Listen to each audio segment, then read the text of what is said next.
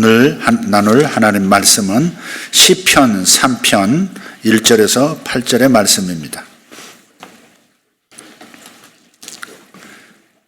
시편 3편 1절에서 8절입니다.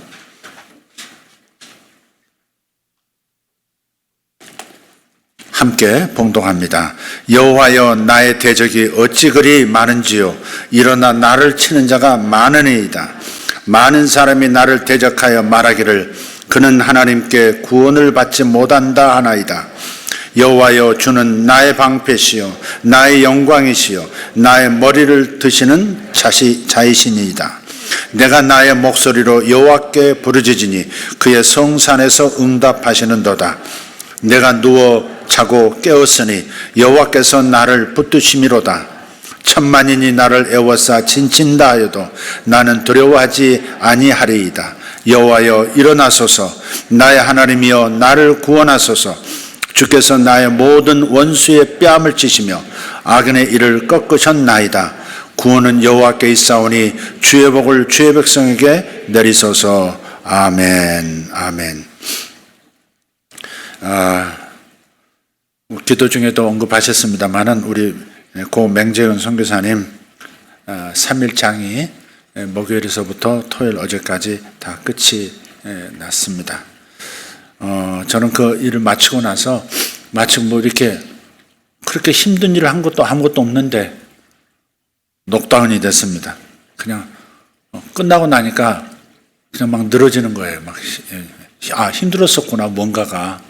마치 큰 전쟁을 치르고 나온 것 같은 일종의 영적 전쟁의 과정이었었던 것 같습니다.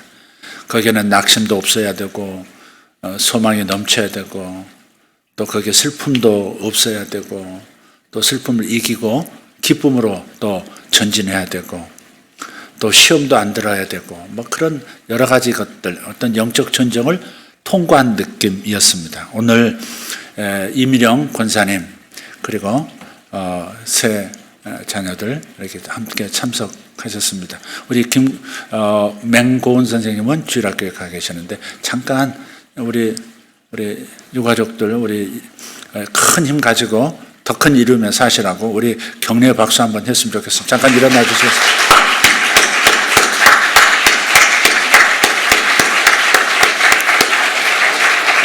사실 맹재영 선교사님만이 아니라 우리 이미령 권사님도 사실 병이 있으셨어요.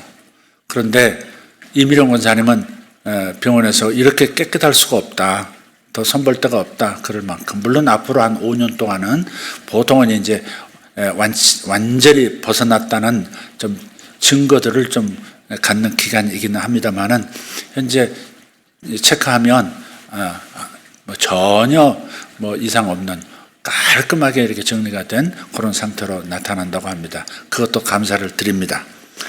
할렐루야. 이제 말씀 나누도록 하겠습니다. 제 얘기부터 좀 하겠습니다. 저는 몇 년 전까지 군대 꿈을 꾸었습니다. 지금 나이가 몇인데 군대를 지금 제대한 지가 거의 40년인데 이제 40년이 넘어가는데 아직도 군대 꿈을 꾸는 겁니다. 좋은 꿈이 아닙니다. 대부분이 악몽입니다. 까다롭게 있습니다. 꿈에서 제가 제때에 복귀를 못하는 겁니다.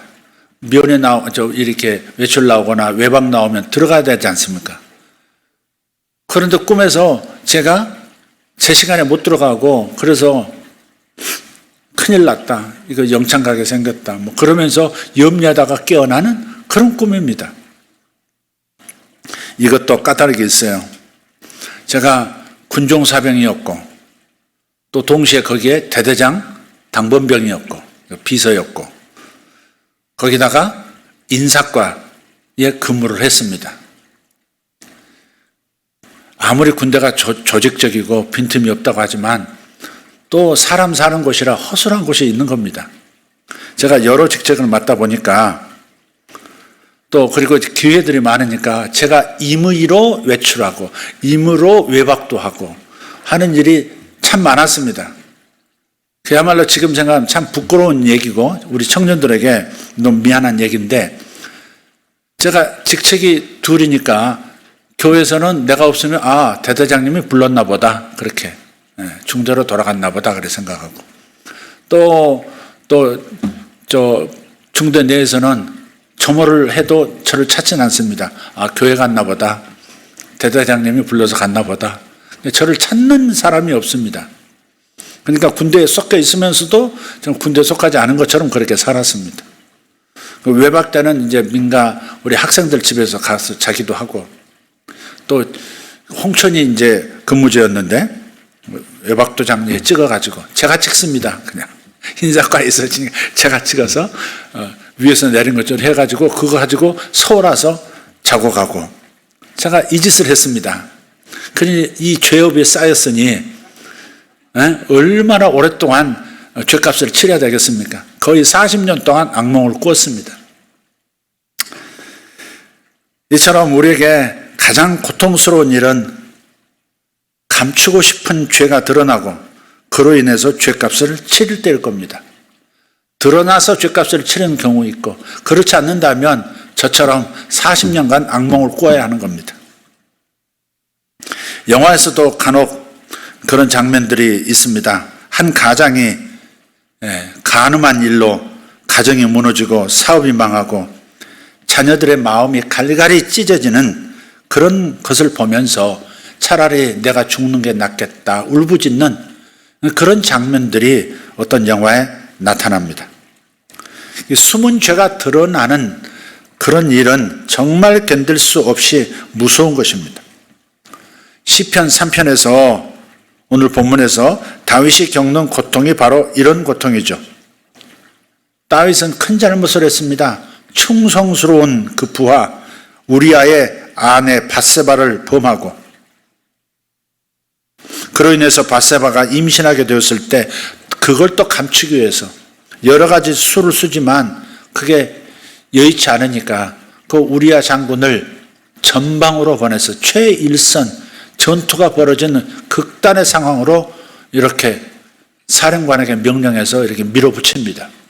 우리아가 그곳에서 그만 적들에게 사로잡혀 살해를 당합니다. 다윗이 그 죄로 인해서 하나님으로부터 무서운 징계를 당하죠.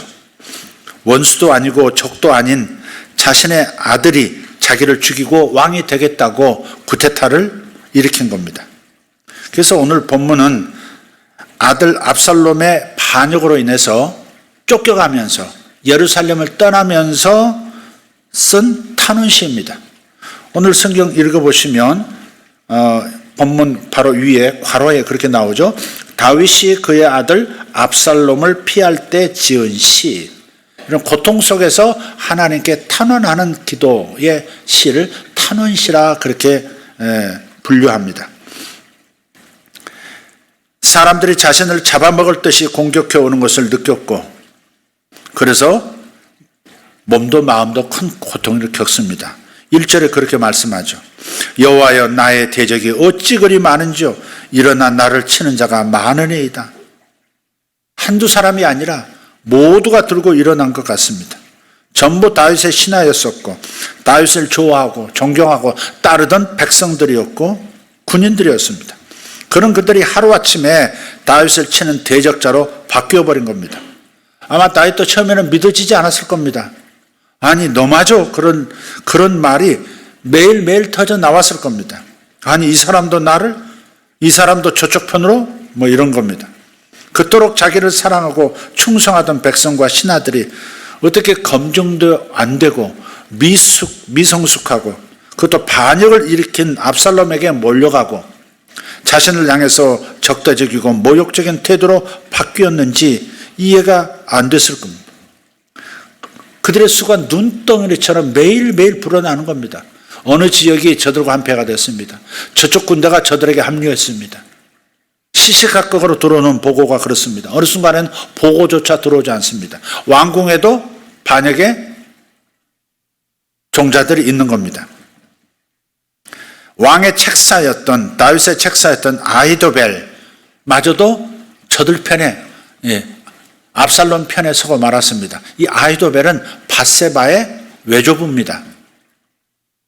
밧세바의 외조부. 밧세바가 다윗과 관계가 뭐 이렇게 이어졌다. 그러면 왕하고 더 가까워진 것 때문에라도 자기 외손주가 왕과 가까운 사이가 되었다라고 하는 것만으로도 다윗 편에 설 만도 할 텐데, 이 왕의 책사였던 가장 가까운 데서 전략을 더 알려주었던 아히도벨마저도 압살롬 편에 서버린 거예요.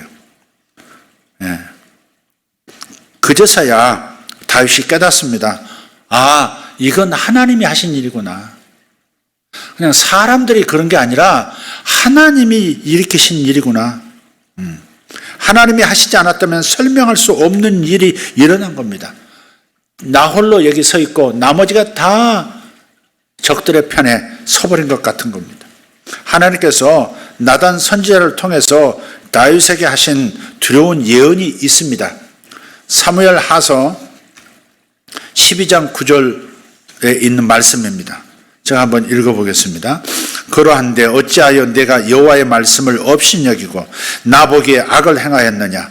내가 칼로 햇사람 우리아를 치되 암몬 자손의 칼로 죽이고 그의 아내를 빼앗아 내 아내로 삼았도다.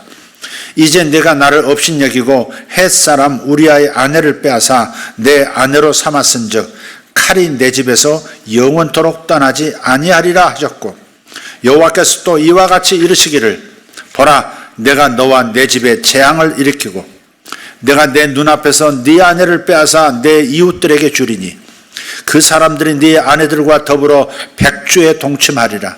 너는 은밀히 행하였으나 나는 온 이스라엘 앞에서 백주의 이 일을 행하리라 하셨나이다 하니. 참 무서운 얘기죠. 무서운 예언입니다. 그것이 지금 그의 눈앞에 그대로 지금 이루어지고 있는 상황입니다. 예언이 먼저였었고 그 다음에 실제 그 일이 벌어지는 겁니다. 사람들은 이런 일을 당하는 다윗을 보고 하나님께서 다윗을 버리셨다고 생각합니다. 그래서 다들 마음이 급속히 압살롬에게로 기울어진 겁니다. 아, 이걸 보니까 하나님이 다윗을 이렇게 하시는 거구나. 하나님이 이렇게 다윗에게서 떠나셨구나. 하나님께서 다윗을 버리셨구나. 그러니 저쪽으로 가는 겁니다. 2절에 그렇게 말씀합니다. 많은 사람이 나를 대적하여 말하기를 그는 하나님께 구원을 받지 못한다 하나이다. 이 구원은 영혼의 구원을 말하는 게 아니라 삶에서의 구원을 말하는 겁니다. 우리가 살다 보면 억울한 일을 당할 때가 있습니다. 하지 않은 말을 사람들은 하고 하지 않은 일도 했다고 하는 사람들을 만납니다. 그럴 땐 너무 괴롭고 억울하겠지만 진짜 억울하다면 괜찮은 겁니다. 진짜 억울한 거라면 괜찮은 거예요. 정말 잘못이 없으면 결국은 다 밝혀지고 거짓을 말한 사람이 결국 장대에 매달리듯 수치를 당하게 될 거예요.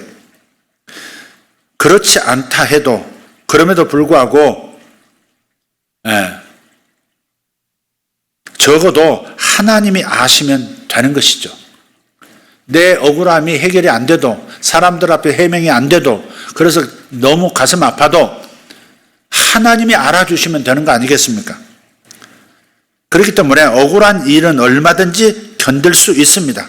진짜 괴로운 건 뭐냐? 실제로 자신이 잘못했을 때입니다. 그 잘못이 드러났을 때 그때는 할 말도 없고 희망도 없는 겁니다. 이것이 정말 무서운 일입니다. 다윗은 지금 그런 끔찍한 일을 당하고 있는 겁니다. 그런데요, 오늘 본문을 보면 다윗의 놀라운 고백을 보게 됩니다.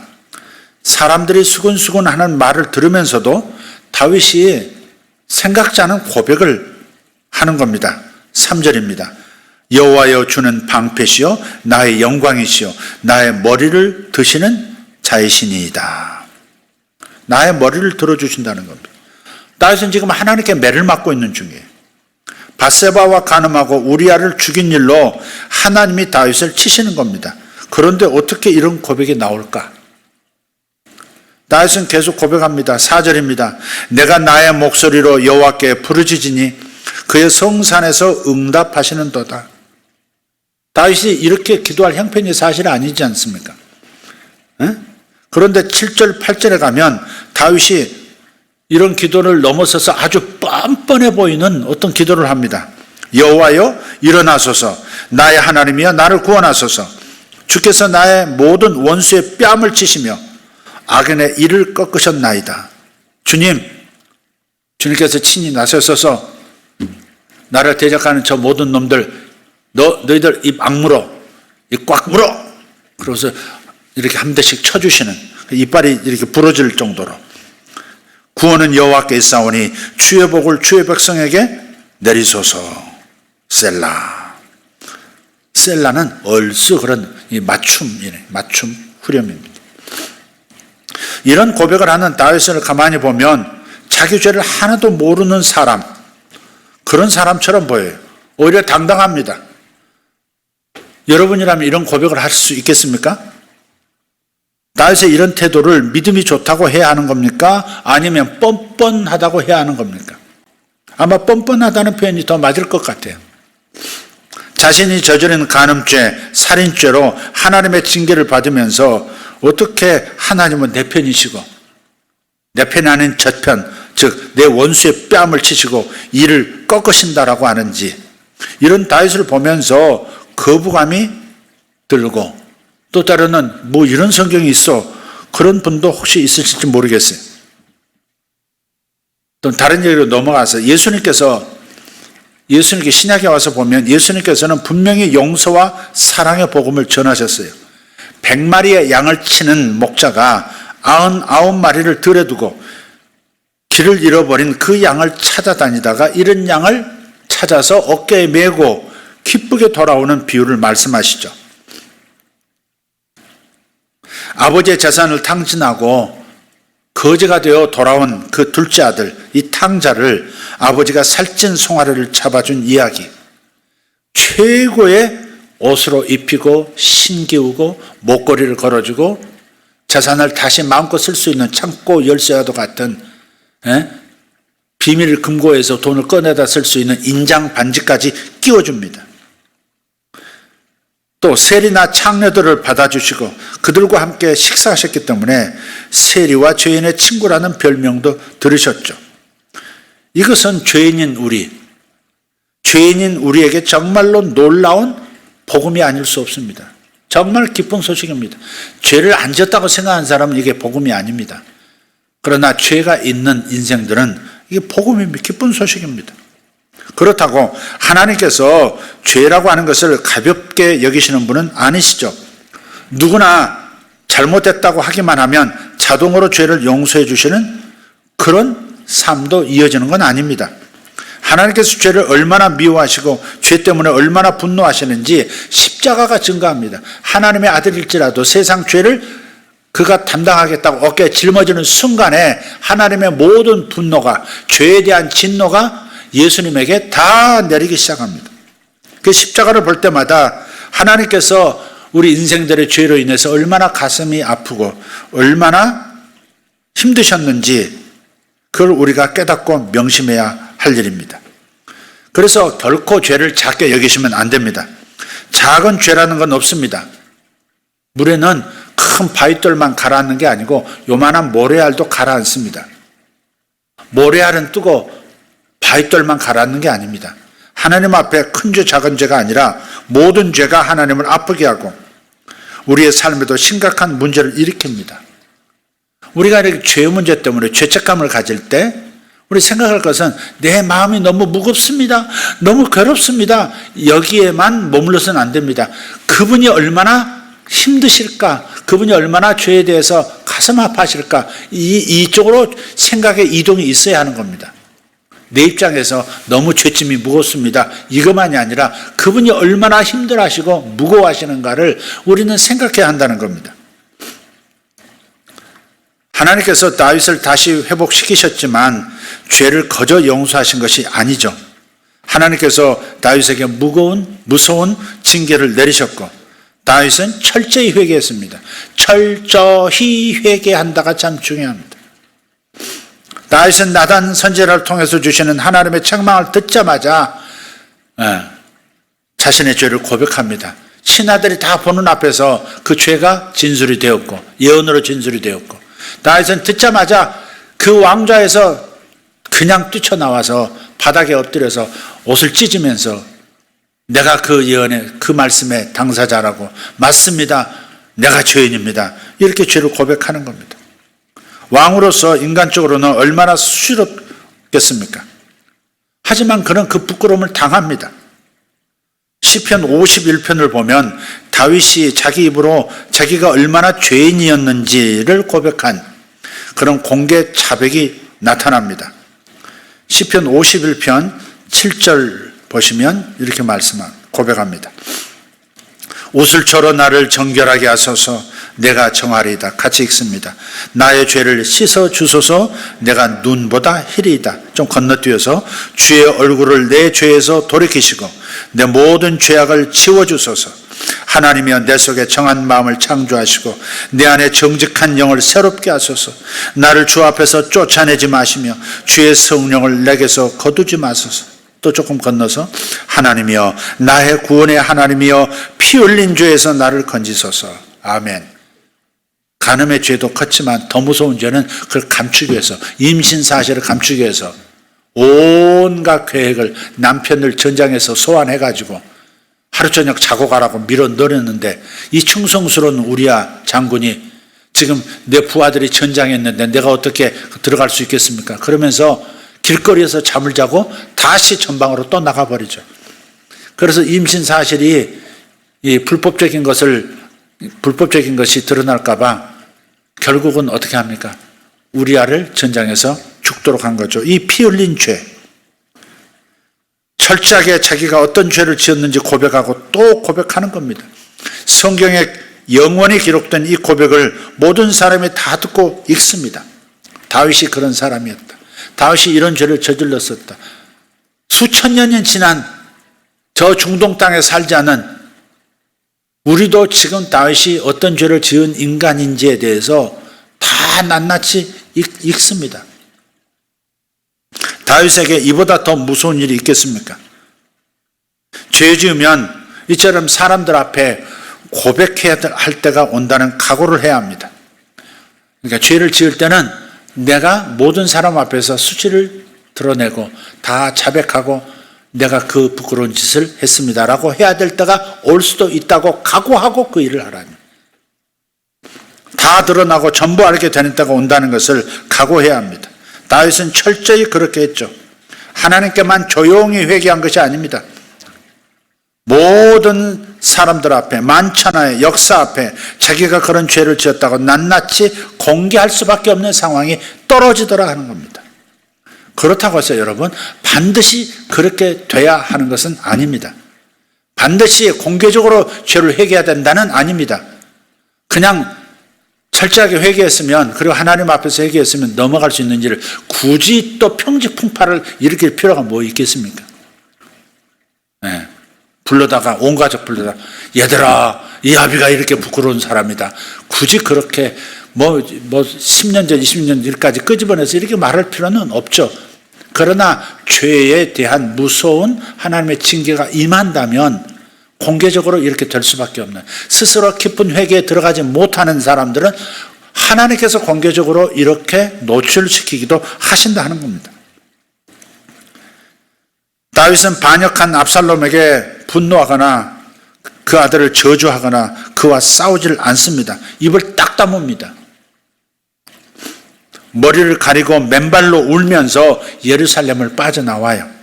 펑펑 울면서 그냥 나옵니다. 왜 그랬을까? 아버지로서 차마 자식하고 싸울 수가 없기 때문에 그랬을까? 아니면 자기 죄 때문이라는 것을 너무 잘 알았기 때문에 그랬을까? 아마 후자라고 믿습니다. 피난길에 시므이라고 하는 지방 토호가 다윗을 따라오면서 계속해서 저주를 퍼붓습니다. 신하가 그를 죽이겠다고 할 때 다윗이 이를 막습니다. 저런 불경한 놈 봤나? 하고서는 저놈을 당장 죽이겠습니다 하는데 막아요. 욕하도록 내버려 두라는 겁니다. 그래서 사무엘 하서 16장 10절 12절에 보면 그렇게 말씀합니다. 그가 저주하는 것은, 시므이가 나를 지금 저주하고 있는 것은 여호와께서 그에게 다윗을 저주하라 하심이니 네가 어찌 그리 하였느냐 할 자가 누구겠느냐. 여호와께서 그에게 명령하신 것이니 그가 저주하게 버려두라. 혹시 여호와께서 나의 원통함을 감찰하시리니 오늘 그 저주 때문에 여호와께서 선으로 내게 갚아주시리라 하고. 또 제사장 사독이 다윗이 피신을 가니까 하나님의 법궤를 성전에서 가지고 나옵니다. 그러자 다윗이 그 하나님의 궤를 다시 성 안으로 다시 원위치 하라고 말하는 거예요. 자신이 왕임을 인정받으려고 법궤를 피난길에 끌고 다니지 않습니다. 정통성은 나에게 있어 이렇게 하질 않아요. 법궤 다시 원위치해라. 하나님께서 자신을 왕으로 인정하시면 다시 돌아와서 이 하나님의 임재를 뜻하는 이 궤를 다시 보게 하실 것이라고 말하면서 하나님의 처분하심에 맡깁니다. 우리가 시편 3편을 읽어보면 하나님께서 다윗을 용서하시고 다시 세우신 이유가 피눈물을 흘리는 그 회개 때문만이 아니라는 것을 알게 됩니다. 그 무서운 징계 속에서도 하나님의 사랑에 대한 믿음을 붙잡고 있었다 하는 겁니다. 징계는 징계대로 무섭게 당합니다. 피하지 않습니다. 매를 맞아도 이렇게 맞을 수 있나 싶을 만큼 많은 매를 맞습니다. 개나 소나 할 것 없이 다윗에게 돌을 던졌고 욕을 해댔습니다. 그게 다 받습니다. 반항하거나 대적하거나 피하지 않습니다.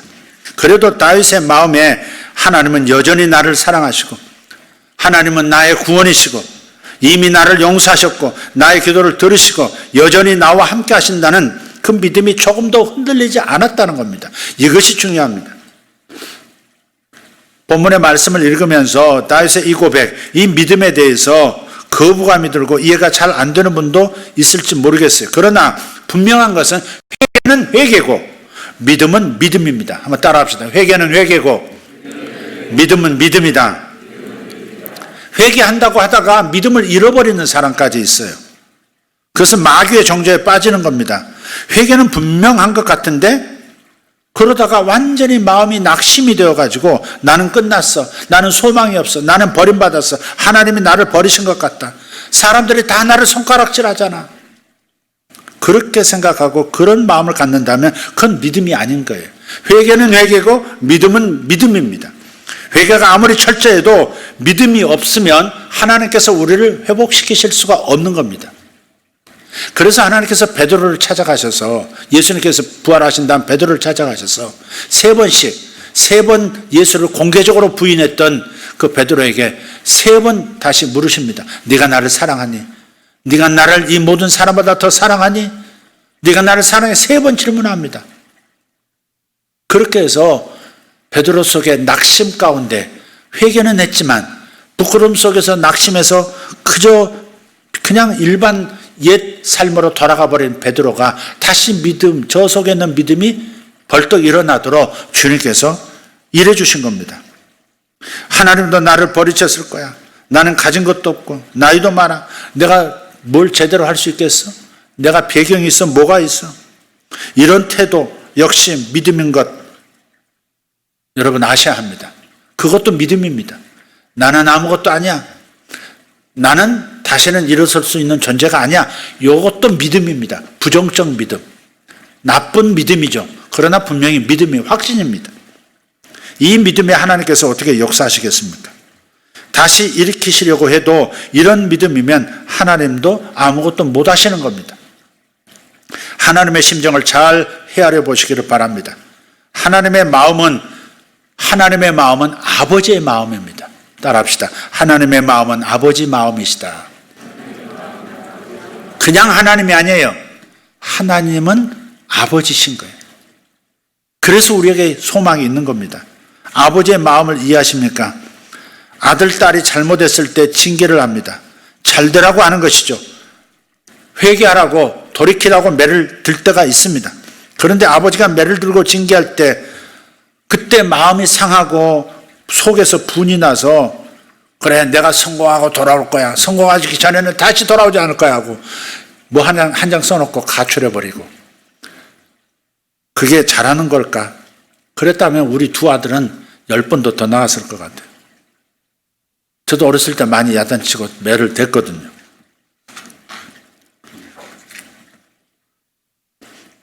지금은 매를 들었다가는 매도 부러지고 손목도 부러지는 그런 수준의 아들들이기 때문에 그래서도 매를 들 수가 없어요. 그건 아버지의 마음을 몰라도 너무 모르는 겁니다. 그렇게 나가버리는 것은, 그렇게 낙심하고 분을 내고 그렇게 결별을 선언하는 것은 아버지를 모르는 거예요. 아버지에게 매를 맞아도 아버지가 나를 사랑하니 그래서 이렇게 나에게 매를 대는구나. 나에 대한 기대가 아직 남아있구나. 징계가 큰 사랑임을 믿습니다. 아버지 사랑합니다. 감사합니다 하고 아버지 품에 안기는 자녀가 복이 있는 겁니다. 그럴 때 비로소 죄에서 벗어나고 일어서게 되는 겁니다. 그런 자녀에게 아버지가 더 이상 무슨 죄를 묻겠습니까? 그저 싸매주고 고쳐주고 정말 주고 싶은 것, 더 좋은 것을 주어서 기쁘게 해주고 싶은 것이 아버지의 마음이에요. 어머니의 마음도 그렇습니다. 여러분 삶 속에 하나님의 징계가 있다고 느끼신다면 그러면 일단은 철저히 회개하셔야 합니다. 인정해야 합니다. 직면해야 합니다. 고통스러워도 자기 죄를 직면해야 합니다. 죄의 크기, 죄의 그 무서움을 직면하고 이 죄 때문에 하나님께서 매를 드시겠다면 받겠습니다 하는 그 직면하는 회개가 반드시 필요하다는 겁니다. 회개 없이는 회복도 없습니다. 그렇지만 하나님께서 나를 축복하시고 내 아버지가 되신다고 하는 이 믿음마저 흔들려서는 안 된다는 겁니다. 우리가 하나님을 믿되 느낌이나 감정에 의존하면 안 됩니다. 예수님이 내 안에 계시기나 한가? 주님의 음성을 들으라고 혼란하기만 합니다. 나는 죽었다 말이 안 됩니다. 원수도 사랑하라 불가능합니다. 이런 식으로 느낌이나 감정에 의존하는 신앙은 이렇게 나약하고 위험할 수 있습니다. 하루에도 12번씩 뒤집어집니다. 이런 믿음으로는 하나님께서 역사하실 수 없습니다. 우리의 신앙은 진리 위에 서야 합니다. 환경과 느낌, 감정은 수없이 변해도 진리는 변함이 없습니다. 바다에서 일어나는 작은 파도들을 보고 바다가 다스리라고 생각하시면 안 됩니다. 10m만 내려가도 고요합니다. 1km, 2km 내려가면 그야말로 정적 그 자체입니다. 하나님은 나를 사랑하셔서 독생자를 주셨고 예수님은 나를 위해 죽으시고 나의 옛사람도 같이 죽었고 예수님은 내 안에 계시고 예수님은 내 생명이시고 하나님은 선하시고 나를 향한 놀라운 계획을 여전히 가지고 계시고 이것이 영원한 진리입니다. 그렇게 생각하고 그렇게 믿고 그렇게 자신을 축복해야 마땅합니다. 이것은 예수님의 십자가가 증거입니다. 천만인이 나를 에워싸 진친다 하여도 나는 두려워하지 아니하리이다. 6절의 고백입니다. 세상이 다 뒤집어질 것 같은 상황에서 천만인이 나에게 손가락질하는 그 상황이 와도 예수님이 나의 생명이시고 예수님이 나를 위해서 죽으셨고 예수님은 나와 동행하시고 하나님이 내 아버지시고 하나님은 온갖 좋은 것을 위하여 나를 위하여 준비하셨다. 이 진리에 서서 고백할 때 우리의 마음이 새로워지는 것입니다. 옛것은 지나간 것입니다. 다시 시작할 수 있도록 언제든지 하나님은 우리가 어릴 때 이렇게 걷다 보면 애들이 툭툭 넘어져요.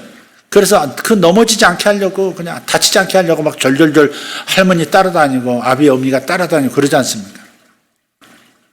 넘어졌다고 해서 그렇게 바보 같냐고 이렇게 엉덩이 때려주고 너 그거밖에 못 하느냐고 네가 사람이야? 왜 기어?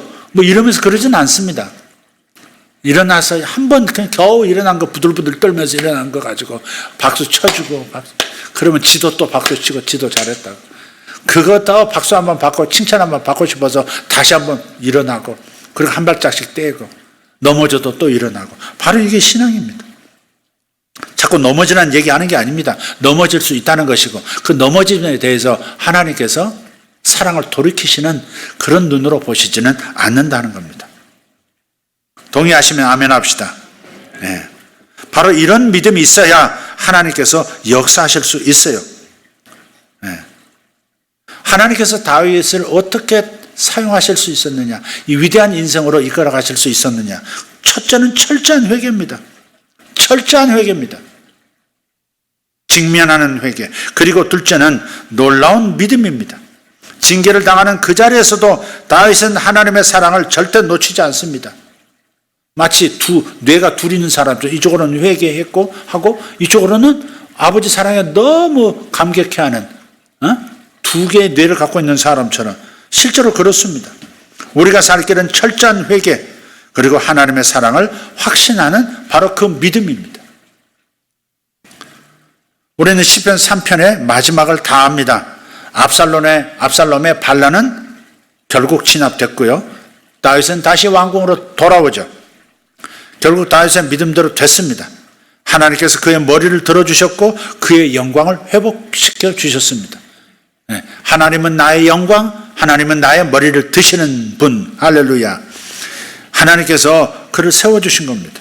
밧세바와 간음하고 그 남편까지 죽이는 죄를 졌지만 다윗의 자손 예수 그리스도의 조상이라는 이름까지 받았습니다. 이 엄청난 복입니다. 다윗이 그런 사람이 된 것은 그가 철저히 회개했고 복 주시는 하나님을 믿었기 때문에 그렇습니다. 우리는 어설프게 넘어가면 안 됩니다. 이렇게 정죄감이 저 밑에 깔려 있도록 놔둬서는 안 됩니다. 그 정죄감이 저 잠재의식에서 계속 움직이고 있으면 이쪽에서 용서하셨어. 그냥 대충 제대로 된 회개가 아닌 그냥 괜찮아 이러면서 가면 저 밑에서는 너는 용서받지 못한 자야. 하나님께서 용서하실 수가 없어. 너는 징계를 받아야 돼 하는 것들이 계속해서 움직입니다. 그러니 아무리 어떤 뜻을 목표를 정해도 그 일이 안 이루어지는 겁니다. 그래서 철저한 회개가 필요한 거예요. 철저하게 회개하고 한 말도 하고 그러란 말이 아니에요. 제대로 된 회개를 하고 그런 다음에 그 다음에 일어서야 뒤에서 붙잡는 발목 잡는 일이 안 생긴다. 내 마음이 나를 무너뜨리는 일은 없어진다는 겁니다.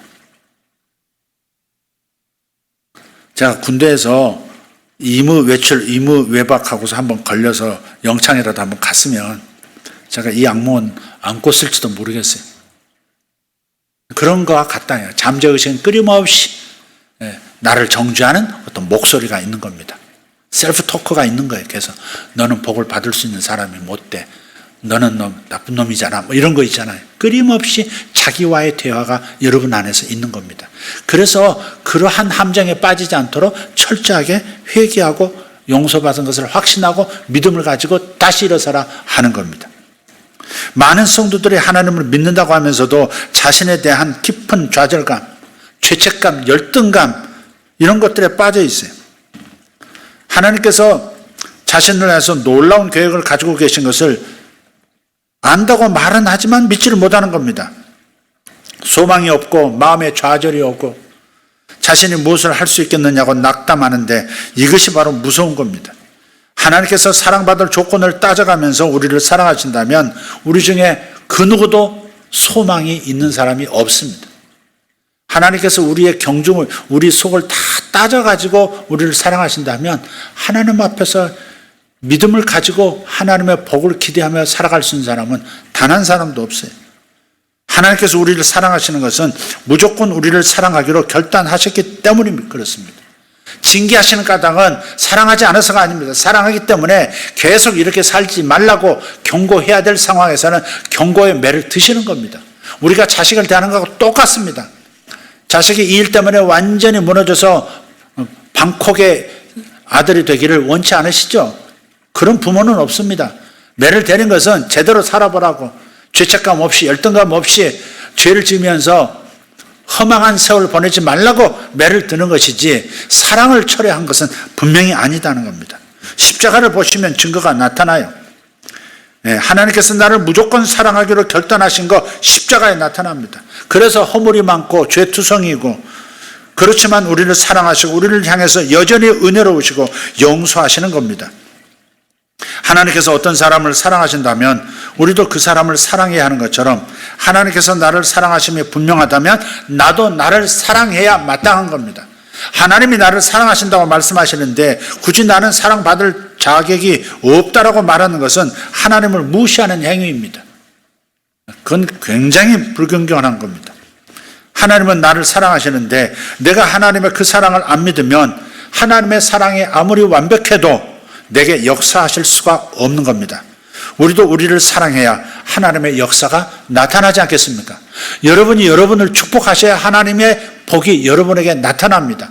아무리 많은 것을 준비하셨어도 여러분이 여러분을 믿어주고 여러분이 여러분을 사랑해 주지 않으면, 그러면 하나님의 사랑은 여기서 맥히는 겁니다. 태양이 아무리 강렬하게 내리쬐어도, 지구를 태워버릴 만큼의 열량을 쏟아 부어도 짙은 두터운 구름이 내 위에 있으면 그 햇빛은 내게 도달하지 못하는 것이죠. 그래서 내가 나를 사랑하는 것, 하나님이 나를 사랑하신 것처럼 나도 나를 사랑하는 그 믿음 안에 서야 합니다. 여러분 이미 다 하시는 얘기지만은 이게 항상 강조해도 부족할 만큼 우리 속에 끊임없는 죄책감, 끊임없는 열등감이, 끊임없는 낙심이 우리를 사로잡아 오기 때문에, 원수가 우리 속에 그걸 심어주기 때문에 말씀을 드려야 하는 겁니다. 그 자신을 축복하십시오. 나는 하나님이 사랑하는 자야. 하나님이 나를 축복하고 싶어 하셔. 나는 넘어져도 오히려 복을 가지고 일어나는 사람이야. 할렐루야. 나는 뒤로 넘어져도 복을 받아. 나는 뒤로 넘어져도 돈을 잡고 일어나. 이렇게. 어떤 놈은 팍 자빠졌는데 손에 잡히는 게 보니까는 이게 동전이 잡히고 말이죠. 그러듯이 나는 넘어져도 복 있는 쪽으로 넘어지는 사람이야. 할렐루야. 나는 넘어져도 하나님 쪽으로 넘어져. 내가 넘어져도 방주 안에 있어. 아무리 뒤집혀도 방주 안에 있어. 내가 거기서 무슨 일을 저질렀어도 나는 이미 방주 안에 들어온 사람이야. 나는 살아난 사람이야. 복의 사람이야. 이렇게 자신을 축복해야 합니다. 계속해서 시인하고 고백하고 하나님의 사랑을 그 마음에 품고 그 품은 생각을 말하고 행동하면 믿음이 바뀌는 겁니다. 믿음이 바뀌면 모든 것이 달라지기 시작합니다. 하나님이 나를 축복하시는 게 아니라, 축복 안 하시는 게 아니라 내가 믿음을 온전히 취하지 않아서 그렇습니다. 내가 나를 믿어줘야 하나님이 준비하신 그 복이 나타나기 시작한다는 것을 꼭 기억해야 합니다. 이걸 놓치시면 안 됩니다. 그래서 예수를 믿고 이미 하나님께서 주신 복을 받은 사람이 되었습니다. 문제는 우리의 병든 믿음이라는 것. 우리의 허물과 죄악 때문에 징계를 당하고 넘어지다 보면 하나님의 자녀라는 것은 말뿐이고 실제 믿음은 절망, 낙심, 좌절입니다. 다윗이야말로 그럴 수밖에 없는 처지였어요. 그렇지만 다윗은 놀라운 사람입니다. 모든 사람이 이제는 하나님께서도 다윗을 버리셨구나 할 정도의 징계를 받는 중에도 하나님이 자신을 사랑하신다는 이 믿음, 자신은 이미 용서받았다는 믿음, 하나님이 용서하셨는데 나를 계속해서 공격하는 저들은 하나님께서 이 꼭담으로, 이 악무로 하면서 이를 꺾으신다고 하는 이 확신, 자신은 이미 용서받았다는 이 확신, 하나님께서 자신을 늘 구원하신다는 놀라운 믿음을 가지고 있었고, 그렇기 때문에 하나님께서 그를 사용하실 수 있었다는 겁니다. 하나님께서 여러분을 향한 계획이 크고 놀라운데 그것을 이루기 위해서는 반드시 필요한 것이 뭐라고요? 첫째, 철저한 회개, 직면하는 회개. 두 번째는 하나님께서 이미 나를 복 주셨다는, 나를 사랑하신다는 이 확실한 믿음, 이 두 가지면 해결되지 않을 문제가 없습니다. 그러나 순서가 있다는 걸 기억하십시오. 죄가 내 마음에서 떠오를 때, 죄가 나를 괴롭힐 때, 그럴 때 어떻게 해야 돼요? 먼저 회개부터 해야 된다는 거죠. 철저한 회개, 그러면 그 철저한 회개를 바탕으로 정결해짐을 느끼게 되는 하나님의 역사도 나타나고 믿음이 다시 불끈 일어난다 하는 겁니다.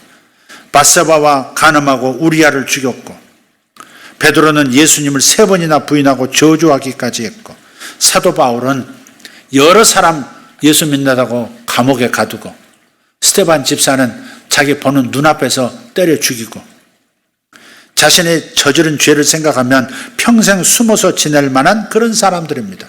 만약 청문회를 연다면, 다윗 청문회를 연다면, 다윗 같은 죄를 지은 사람이 오늘 청문회를 참여한다면 절대 그 자리에 가지 못합니다.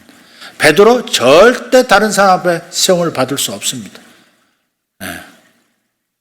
그렇지 않습니까? 공개적으로 예수를 모른다고 저주까지 했던 사람이 베드로죠. 절대 일반 어떤 지도자도 될 수 없는 사람이 그입니다. 그런데 그들이 어떻게 위대한 하나님의 종이 되었느냐 하는 것. 그들은 철저히 회개하고 하나님의 용서를 받고 여전히 변함없는 하나님의 사랑과 축복을 믿고 하나님의 놀라운 계획을 확신하면서 위대한 삶을 살았다는 걸 놓치지 마시길 바랍니다. 모든 사람이 자신을 손가락질하는 것 같아도 다윗처럼 고백하세요. 3장 6절 같이 읽겠습니다. 천만인이 나를 애워싸 진친다 하여도 나는 두려워하지 아니하리이다. 아멘. 이렇게 고백하고 기도하면 하나님의 역사가 다시 일어나는 것. 불릴듯 역사가 일어날 겁니다. 여러분이 사역을 하든 여러분이 사업을 하시든 여러분이 무슨 일을 하시든 간에 정죄감이 없어야 합니다. 정죄감이 없어야 합니다. 정죄감이 없어지려면 마귀가 여러분을 이용해서 여러분을 믿음으로 하나님의 사랑에서 떨어져 나오게 하는 그 시도에서 보호받으려면 철저하게 회개하십시오. 다시 한번 철저하게 회개하시고 그리고 하나님 앞에서 십자가의 사랑으로 용서받았음을 확인하고 용서받았다고 자신에게 얘기해주고 이제는 믿어도 좋아. 이제는 하나님의 복이 더 크게 나타날 거야. 죄를 이길 힘도 하나님이 주실 거야.